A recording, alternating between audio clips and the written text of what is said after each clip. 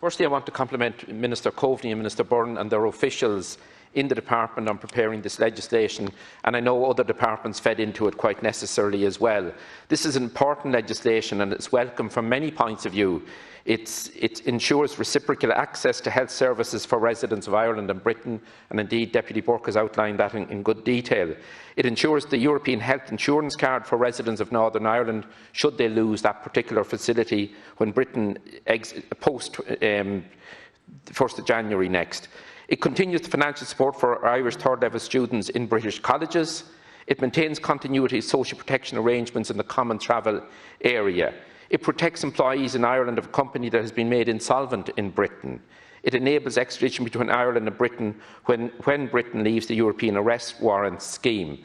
So these are issues that we deal with on a daily basis and that we take for granted, but they're very, very important protections for our citizens.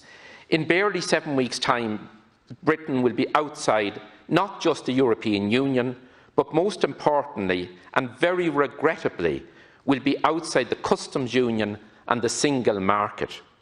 The trading and economic relationship between Ireland and Britain, which has been gradually and progressively aligning and harmonising for almost 50 years, will receive a cold, hard shock. Those almost 50 years of progress will be very substantially reversed, and that has to be a cause of concern to all of us. Moving goods to and from Ireland and Britain would become more expensive and cumbersome, not to mention the added difficulties of trading goods with our EU partners when those goods must travel through the so-called land bridge that runs right through Britain. It is not just about goods. Much of the economic and trade activity across our two islands is in services, and increasingly so in recent years. The obstacles, costs and impediments to the trading of goods are replicated when it comes to trading services, with the added difficulty of data transfers, an area where there is increasing uncertainty. We have been seeing the battles over the protection and integrity of personal data transferred to the US being played out in our courts.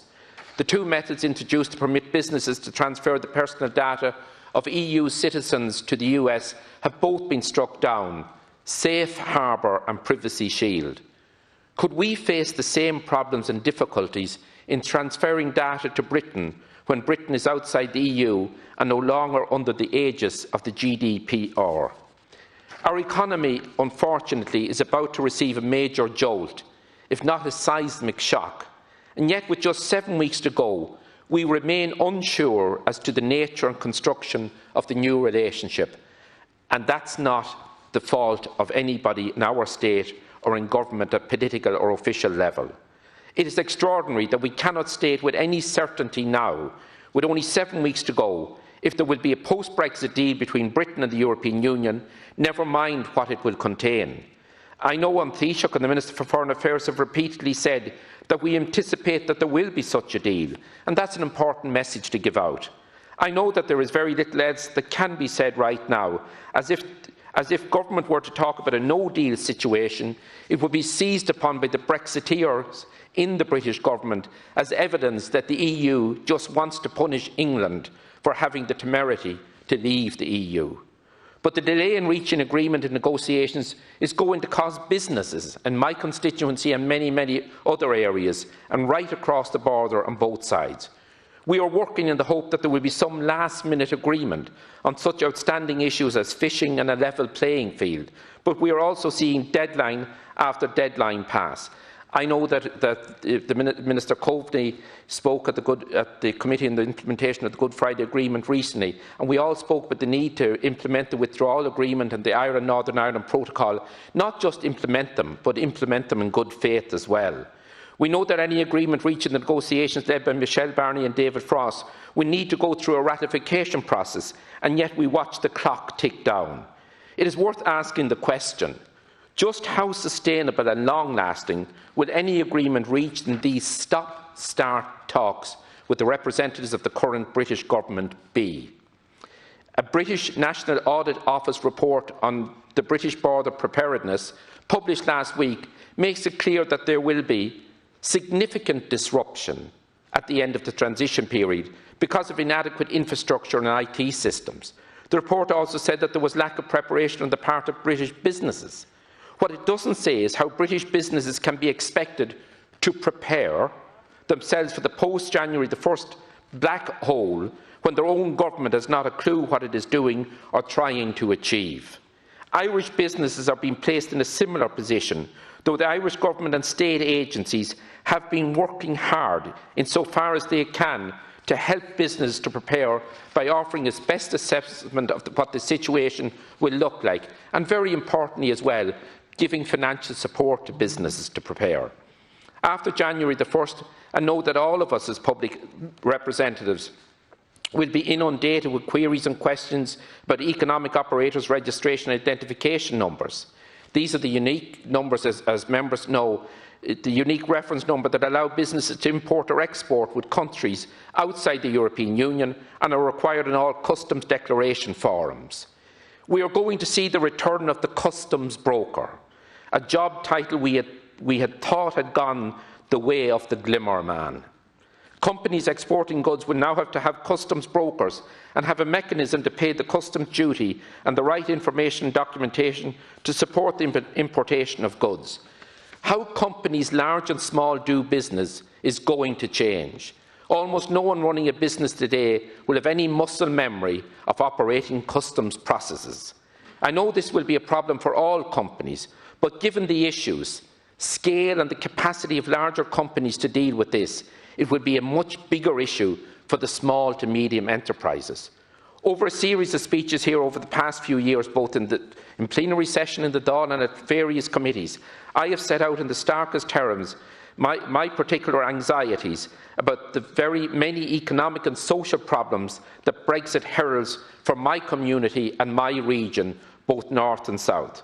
For the past 3 years, we have been feeling the early impact on the agri-food sector, and we recall the huge difficulties the mushroom sector faced immediately after the Brexit referendum when sterling fell in value. Similarly, the dairy industry, which is a major economic contributor across the border region, with large producers such as Lakeland Dairies and others, where they source their raw material from both sides of the border. Thankfully, since 1998, we have witnessed a huge growth in the all-Ireland economy. Thankfully, today, most of our major food businesses, be it in dairy, pig meat, sheep meat or beef, they're all Ireland businesses. So those industries are true cross-border industries, but they still have a lot of uncertainty in how they'll go about their day-to-day trading, how raw product collected in one jurisdiction, it's processed now in the other jurisdiction, what will be the mechanics and the modus operandi of getting that product to its destination for processing and then to its final destination and on to the shelf.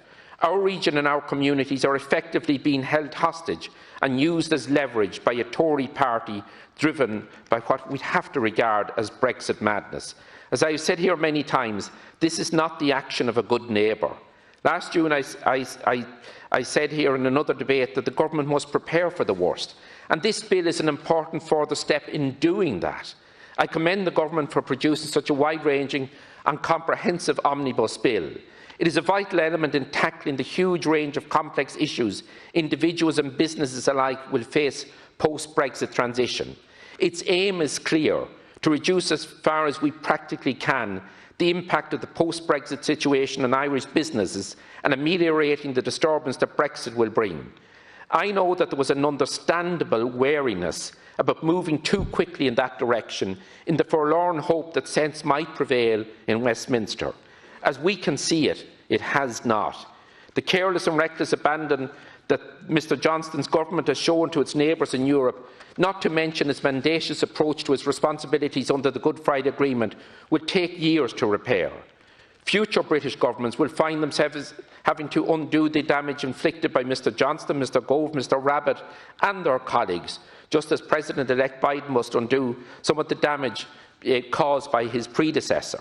Indeed, the election of Joe Biden reinforces the message sent by such great friends of Ireland and the Good Friday Agreement as Speaker Nancy Pelosi, Congressman Richie Neal and Congressman Brendan Boyle, that Britain will not be allowed to shirk its responsibilities to the Good Friday Agreement. And I think it's very important to put on the record in our discussions in this country in regard to American support for the Good Friday Agreement that that comes from both sides of the aisle. It comes from members of Congress and senators from both the Democratic and the Republican Party. And it's important to also put on the record that a motion passed in the US House of Representatives in December of 2018, that was a cross-party motion where they were calling on the British government to ensure that in leaving the European Union that there would be no damage done to the Good Friday Agreement. So I compliment again Minister Coveney, Minister Burdon and their officials in the department and in other departments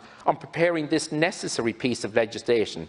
It would be great if we didn't need to have this legislation, but it is very important protection to have in place should Britain leave the European Union without a deal, and we sincerely hope that that will not be the situation.